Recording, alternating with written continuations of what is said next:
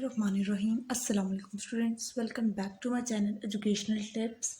कैसे हैं आप सब? उम्मीद करती हूँ आप सब बच्चे बिल्कुल ठीक होंगे। तो स्टूडेंट्स, आज मैं आपके साथ शेयर करने जा रही हूँ एक नया यूनिट जो कि है unit number 3, settlement and land use.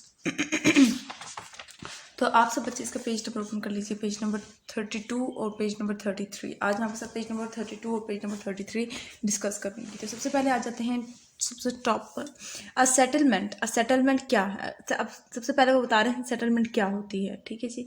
Settlement is a place where people live together and carry out their social and economic activities. अब वो कह रहे हैं सेटलमेंट क्या होती है। ये वो ऐसी जगह होती है जहाँ पे लोग मिलजुल के रहते हैं, अपना सारे काम एक साथ मिल के परफॉर्म करते हैं। यानी कि एक सोसाइटी को एक मिलजुल कर रहने को क्या कहते हैं? Settlement. Human settlement can be a temporary dwelling और permanent place to live in. अब अगर ह्यूमंस की बात की जाए कि ह्यूमन जहाँ पे रहते हैं वो जगह उनके लिए टेम्परेरी भी हो सकती है और उनके लिए परमानेंट भी हो सकती है।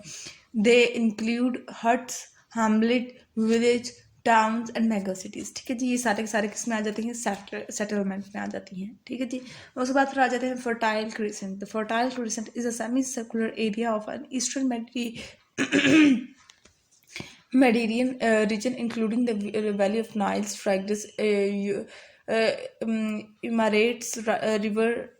It is also called cradle of civilization. यानी कि ये फर्टाइल क्रिसेंट ये एक ईस्टर्न मेडिटेरियन रीजन होता है जो है इसको कहते हैं। और ये ईस्टर्न मेडिटेरियन रीजन में कौन कौन से आ जाते हैं? ये हमारे यहाँ वैली नाइल आ जाती है, टिग्रिस आ जाती है और इमारेट्स रिवर्स जितने भी हैं वो आ जाते हैं। और ये फर्टाइल क्रिसेंट का दूसरा नाम क्रिडल ऑफ सिविलाइजेशन भी है। क्यों इसको क्रिडल ऑफ सिविलाइजेशन बोला जाता है? Because it is believe that some of the most ancient human settlement come from this region. अब उसको क्रिडल ऑफ सिविलाइजेशन इस वजह से बोला जाता है क्योंकि इसको यहाँ पे इस पट्टी को ये बिलीव किया जाता है कि यहाँ के जो लोग हैं इधर जो रह रहे थे वो बहुत सबसे पहले जो मतलब यूँ कह दीजिए कि जो सबसे पहले ह्यूमन सेटलमेंट थी वो यहाँ से शुरू हुई थी।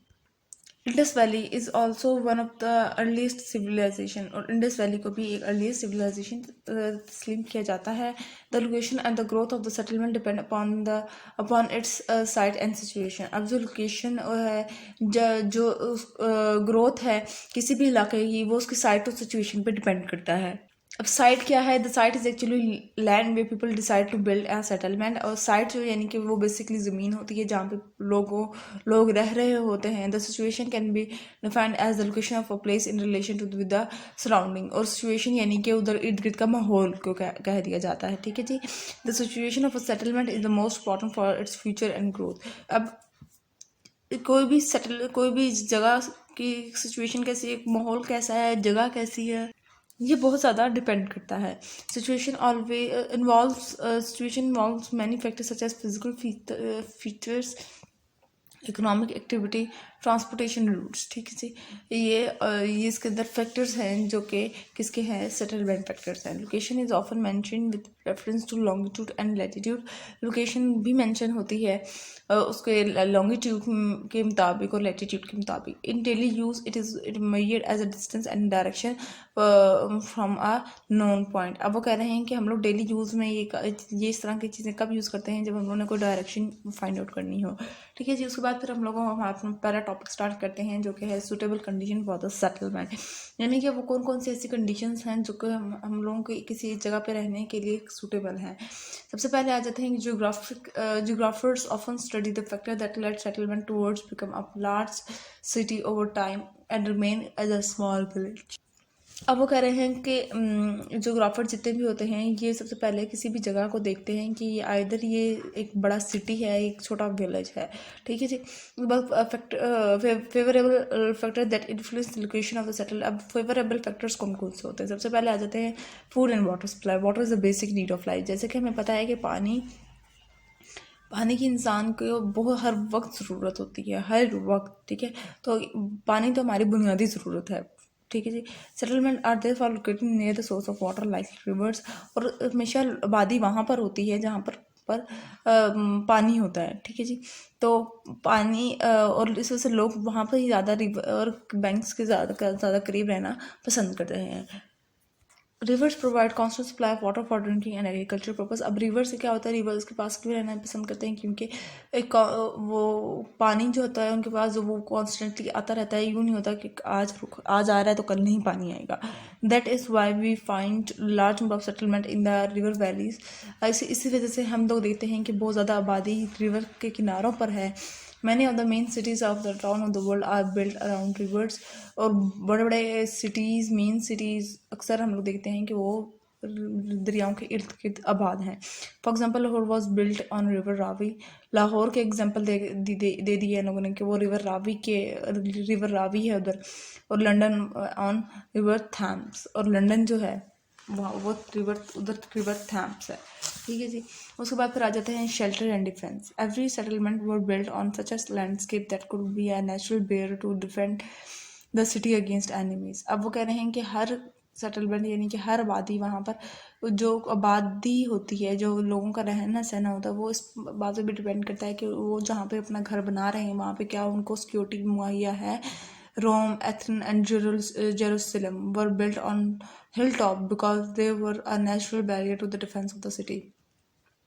देखिए ये रोम, एथेंस और जेरूसलम है, ये हिल्स के टॉप पर बना हुआ है। क्यों? और यही इनकी एक डिफेंस है इस सिटी की, एक यही इसका बचाता है हर दफा, ठीक है जी।